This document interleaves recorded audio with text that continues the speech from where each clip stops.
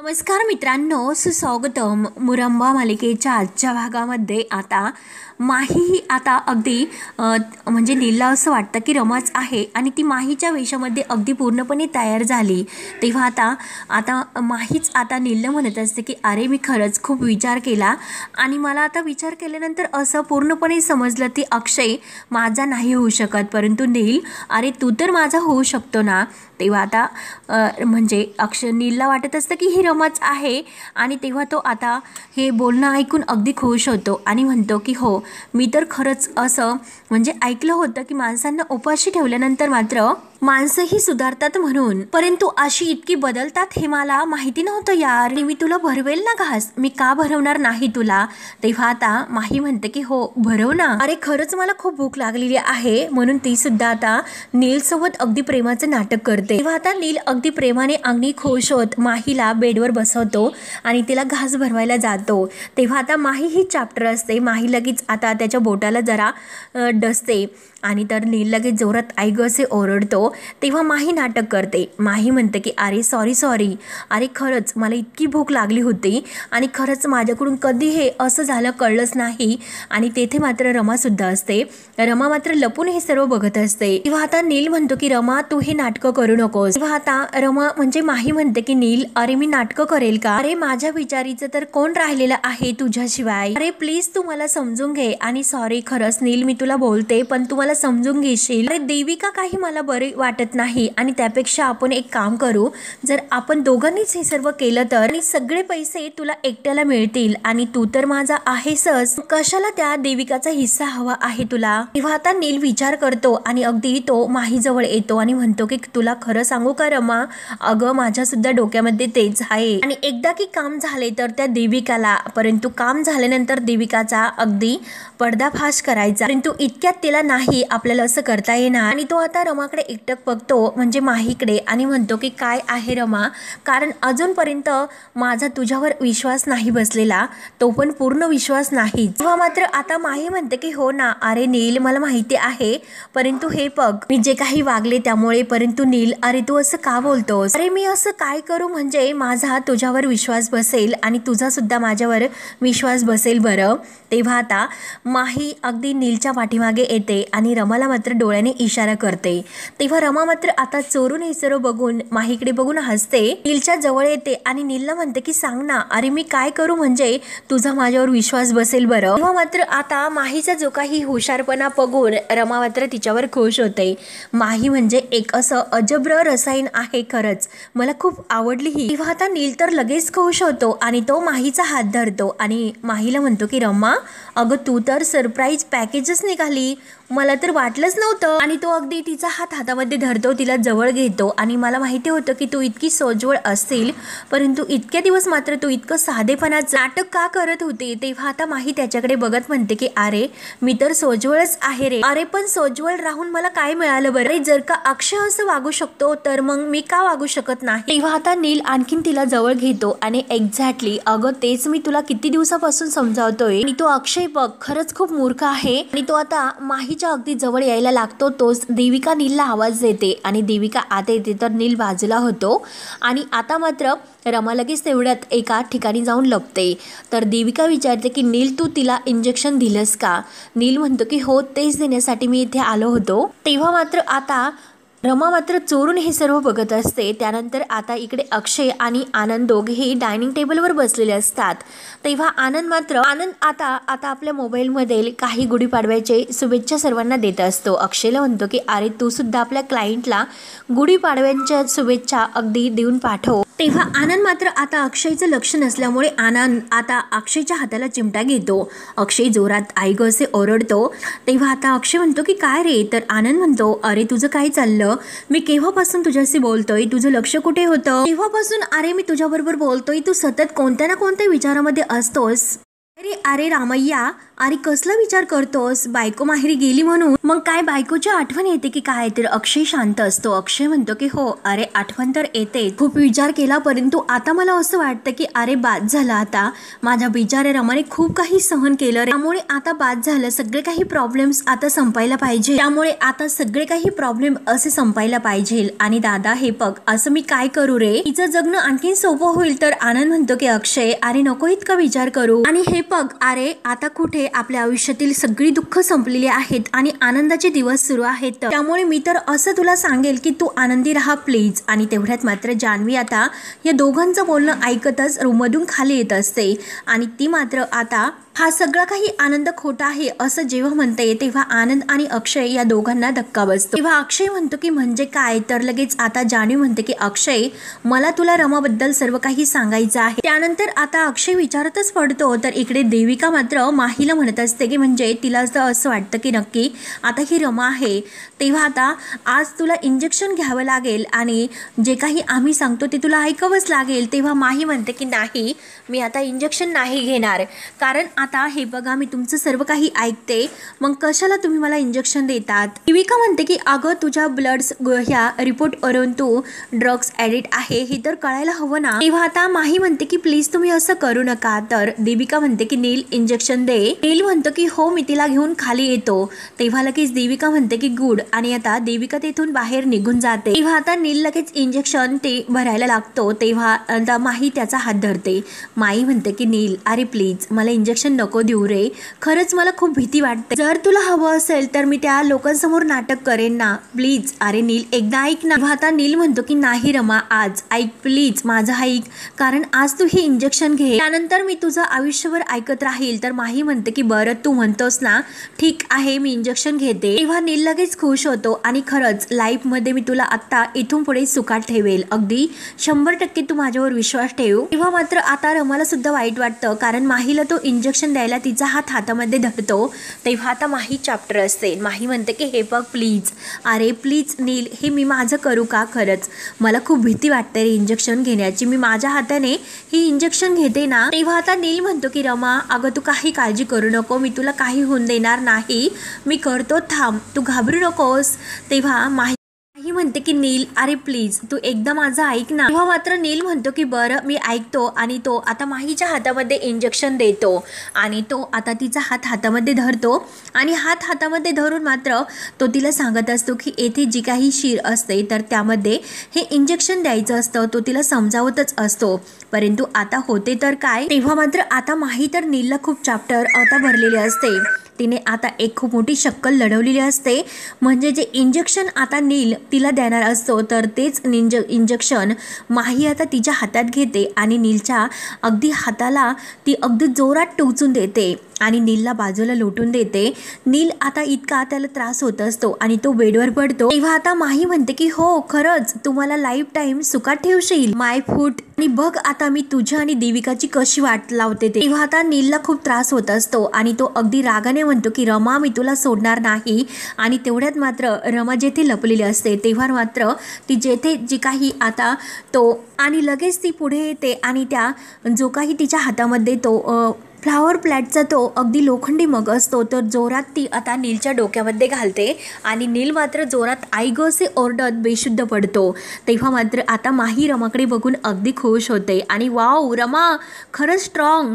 तेव्हा आता रमा म्हणते की अगं माही तुझ्याकडे बघून मी आता स्ट्रॉंग झाले. तेव्हा मात्र आता माही म्हणते की अगं एकटीची नाही तर आता ही दोघींची पॉवर आहे, आपण दोघी मिळून आता यांची वाट लावू. तेव्हा आता रमा माहीला भेटून अगदी खुश होत असते आणि दोघींना एकमेकींची साथ मिळते आणि नीलचा कडक बंदोबस्त आता त्या दोघींनी केलेला असतो.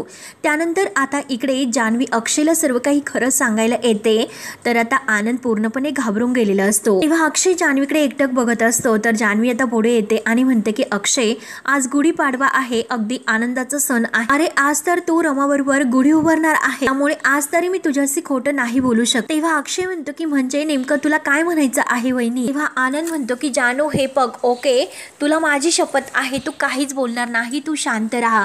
तो अक्षयला काही खरं नाही सांगू शकत. आता अक्षय या दोघांकडे एकटक बघतच असतो की नक्की आता हे काय लपवतात. परंतु जान्हवी आता ऐकायला तयार नसते. जान्हवी म्हणते की हे बघ बेबी, मला आता बोलायचं आहे, तू मला शांत राहायला सांगू नको, मला बोलून दे. तर अक्षय आता ह्या दोघांकडे बघत विचारतो की अरे नेमकं तुमचं काय चाललेलं आहे, तुम्ही एकमेकांना कसले असे शब्द घालतात, नक्की काय असं आहे की तुम्ही लपवतात म्हणून. तेव्हा आता आनंद मुद्दाम अक्षयला खोटं सांगण्याचा प्रयत्न करतो की अरे अक्षय, मी सांगतो तुला, तू जान्हवीचं काही ऐकू नको. अरे ह्या दोघींचं जावाजावांचं भांडण झालेलं आहे एक छोटं. अरे रमाने तुला काही सांगितलं नसेल, त्यामुळे मी सांगतो तुला, तू थोडंसं ऐकून घे बरं. तेव्हा जान्हवी म्हणते की बेबी शांत राहा, एक सेकंद तू शांत राहा. तेव्हा आता लगेच आनंद म्हणतो की अगं जानू, प्लीज सणाच्या दिवशी तरी तू अगदी व्यवस्थित राहा, शांत राहा. अरे सणाच्या दिवशीची छोटे मोठे भांडण विसरायचे असतात जानू, तुला हे पण कळत नाही का? म्हणून तो जान्हवीला आता शांत राहायला सांगत असतो. आणि तेवढ्यात तेथे आता सीमा येते. तेव्हा आनंद म्हणतो की जान्हवी हे बघ, तू ऐकून घे प्लीज, माझं ऐक, आपण शांतपणे यावरती बोलूयात.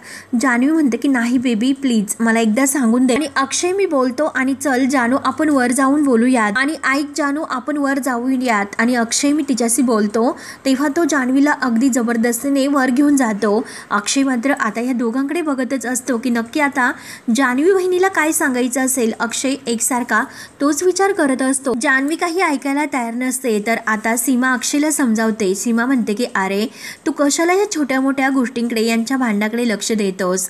अरे देवळामध्ये जेव्हा ती तुझी वाट बघते, अरे जा ना तू तिला आणण्यासाठी जा. तेव्हा अक्षय म्हणतो की हो मी जातो, आवरतो आणि लगेच तिला घेऊन. परंतु अगं आई, मला एक गोष्ट सांग बरं, तुम्ही नक्की माझ्यापासून काहीतरी लपवतात का? तुम्ही असं का वागतात? जान्हवी बहिणीला काय सांगायचं असेल.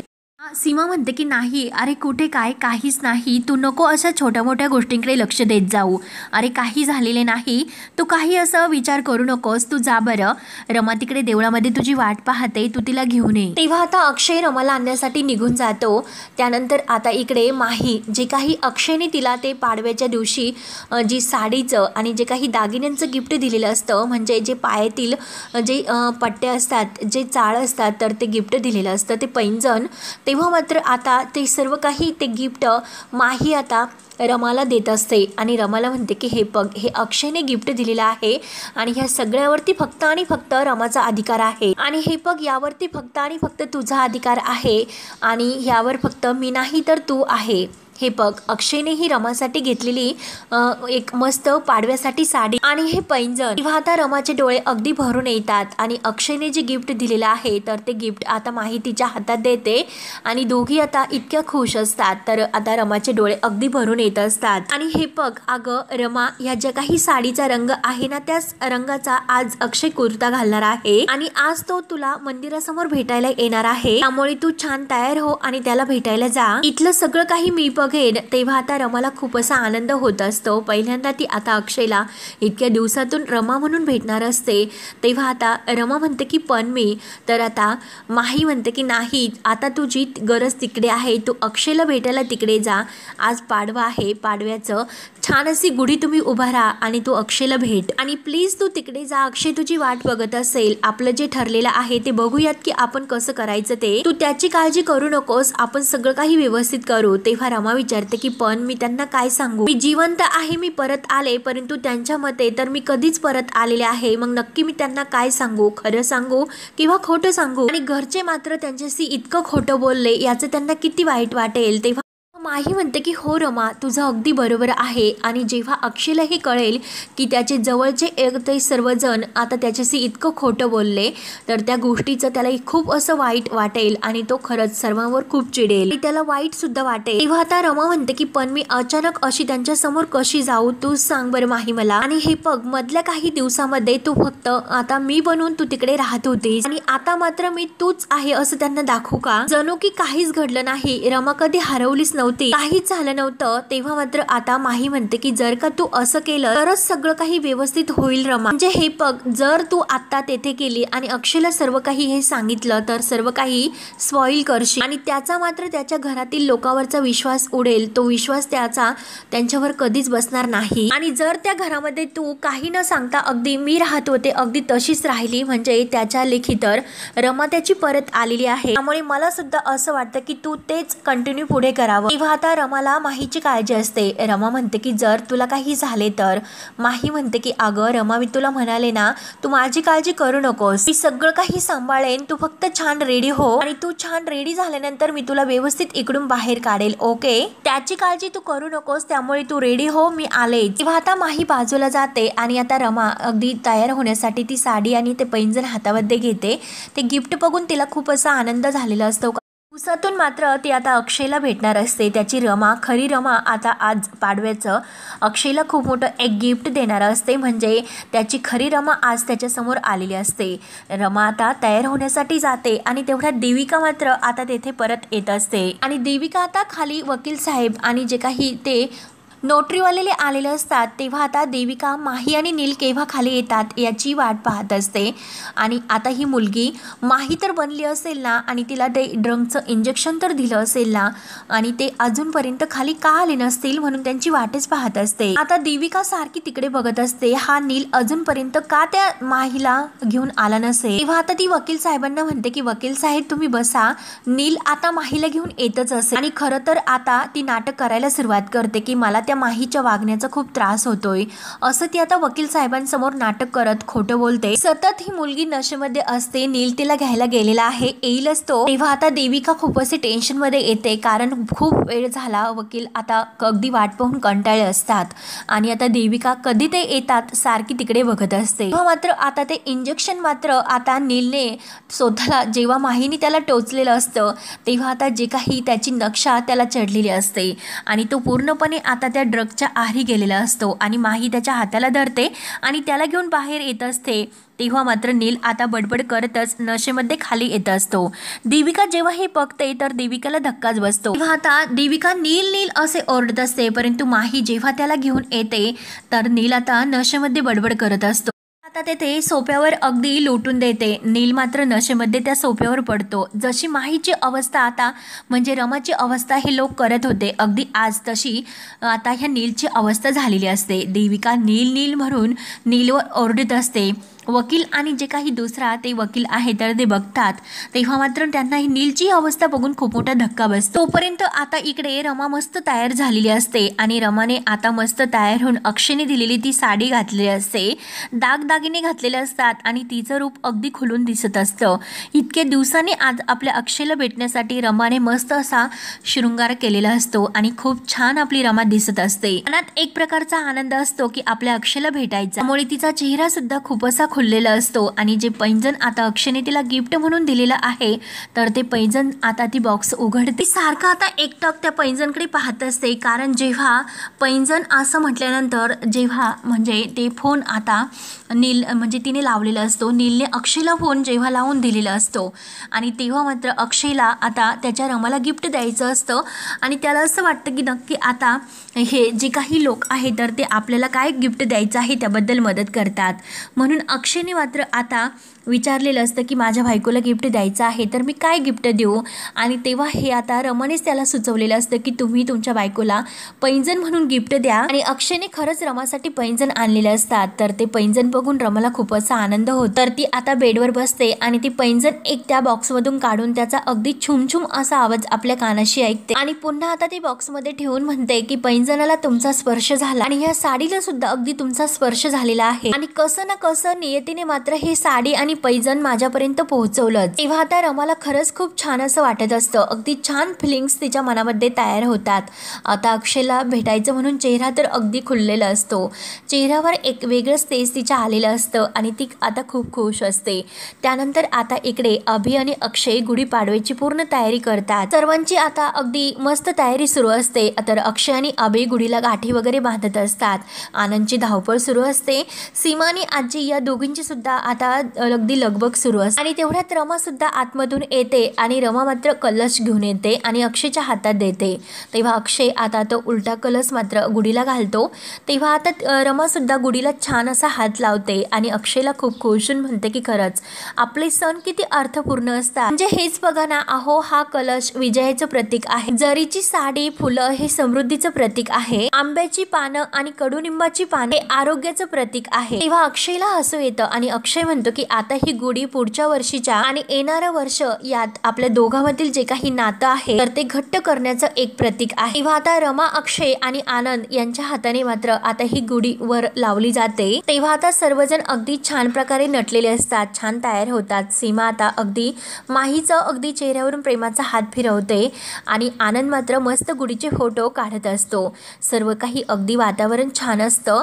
तेव्हा आता आनंद गुढीला नारळ सुद्धा फोडतो आणि रमा मात्र आपल्या अक्षयकडे एकटक बघत असते आणि सीमा आता गुढीची पूजा वगैरे करते आणि आता रमा मात्र सारखी आपल्या अक्षयला एकटक बघत असते। परंतु मित्रांनो, आता हे रमाचं स्वप्न असतं, कारण तेथे गेल्यानंतर काय घडेल ही स्वप्नामध्ये ती पाहत असते। कारण त्या पैंजणाकडे बघून तिला आपल्या अक्षयची खूप अशी आठवण येत असते आणि आता ते पैंजण हातातच असतात आणि ती स्वप्नातून बाहेर येते। तेव्हा ती स्वतःलाच म्हणते की अगं रमा, काय स्वप्न बघतेस आणि खरंच किती स्वप्न गोड होतं बरं ते, आणि हे स्वप्न मात्र आता सत्यात उतरण्याची मी वाटच बघेल असं स्वतःशी स्वतःच्या मनाला म्हणते आणि प्रेमाने मात्र अगदी खुश होत ते पैंजण आपल्या पायामध्ये घालते। त्यानंतर आता इकडे अक्षय सुद्धा खूप छान अगदी त्याच रंगाचा कुर्ता घालून तयार होतो आणि आरशासमोर उभा राहून तो आता स्वतःचे रूप पाहतो आणि मनात म्हणतो की रमा, मी तुला आता लवकरच न्यायला येतोय आणि ह्या गुढीपाडव्याच्या दिवशी आपण आपल्या नवीन आयुष्याची नव्याने सुरुवात करूयात। तेथे कोणतेही प्रॉब्लेम्स नसेल, असे फक्त एक प्रेम असेल। आणि इकडे अक्षयला भेटण्यासाठी रमा सुद्धा आतुरच झालेली असते। आता अक्षयला माहिती नसतं